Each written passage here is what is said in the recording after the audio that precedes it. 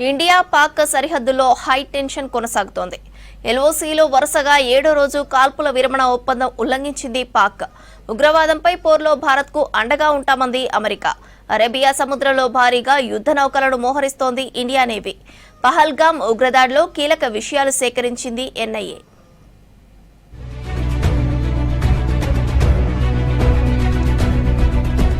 భారత్ పాకిస్తాన్ బార్డర్లో ఉద్రిక్తతలు కొనసాగుతున్నాయి. ఎల్ఓసీలో వరుసగా 7వ రోజు కాల్పుల విరమణ ఒప్పందం ఉల్లంఘించింది పాక్. జమ్మూ కశ్మీర్లోని కుప్వారా, యూరి, అఖ్నూర్ సెక్టార్లలో కాల్పులకు తెగబడింది. పాక్ కవ్వింపు చర్యలకు ధీటుగా బదిలిస్తోంది భారత్.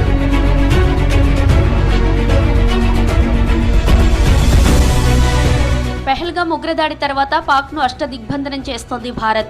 అంతర్జాతీయ స్థాయిలో పాక్ కుటీల నీతిని ఎండగడుతోంది. సరిహద్దుల్లో ఉద్రిక్తతల వేళ అమెరికా రక్షణ కార్యదర్శి పీట్ హెగ్జేస్ తో మాట్లాడారు కేంద్ర మంత్రి రాజ్నాథ్ సింగ్. ఉగ్రవాదంపై పోరాటంలో భారత్కు అండగా ఉంటామని అమెరికా హామీ ఇచ్చిందన్నారు. బైసరన్ లోయలో టెర్రరిస్టులపై దాడి తర్వాత పరిస్థితులపై చర్చించినట్లు తెలిపారు రాజ్నాథ్.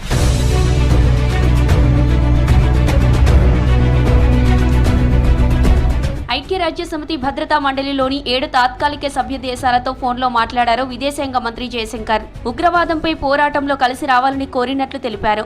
అలాగే యుఎస్ విదేశాంగ మంత్రి మార్కో రూబియోతోనూ కీలక చర్చలు జరిపారు. టెర్రరిస్టులకు సహకరిస్తున్న వారిని శిక్షించేందుకు సహకరించాలన్నారు జయశంకర్.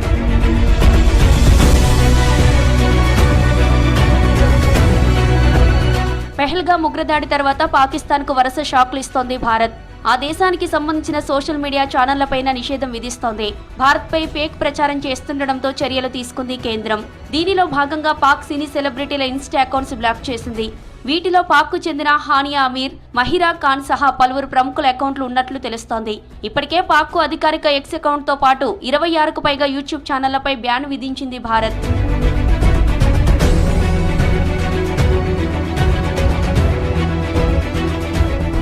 అరేబియా సముద్రంలో భారీగా యుద్ధ నౌకలను మోహరిస్తోంది భారత్. పాక్తో యుద్ధ మేఘాలు కమ్ముకోవడంతో తీర ప్రాంతాల్లోని పోర్టులకు పటిష్ట రక్షణ ఏర్పాటు చేస్తోంది. దీనిలో భాగంగానే గుజరాత్లోని సూరత్ తీరంలో తొలిసారి ఐఎన్ఎస్ సూరత్ యుద్ధ నౌకను మోహరించింది ఇండియా నేవీ. ఇప్పటికే అరేబియా సముద్రంలో ఐఎన్ఎస్ విక్రాంత్ విమాన వాహక నౌక యుద్ధ విన్యాసాల్లో పాల్గొంటున్నట్లు తెలిపింది భారత్.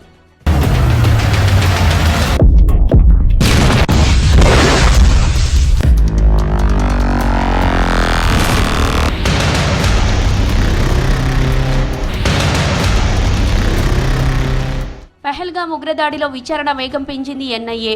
టూరిస్టులపై దాడి జరిగిన బైసరన్ లోయను సందర్శించారు ఎన్ఐఏ డీజీ సదానంద దాటే. పక్కా ప్రణాళిక ప్రకారం రెక్కి నిర్వహించి దాడి చేసినట్లు తేల్చింది ఎన్ఐఏ. క్షేత్రస్థాయిలో టెర్రరిస్టులకు సహకరించిన ఓవర్ గ్రౌండ్ వర్కర్స్ ను అరెస్టు చేసినట్లు తెలిపింది. మరోవైపు పెహల్గామ్లో దాడి చేసిన ఉగ్రవాదులు దక్షిణ కశ్మీర్లోనే నక్కినట్లు చెబుతోంది ఎన్ఐఏ.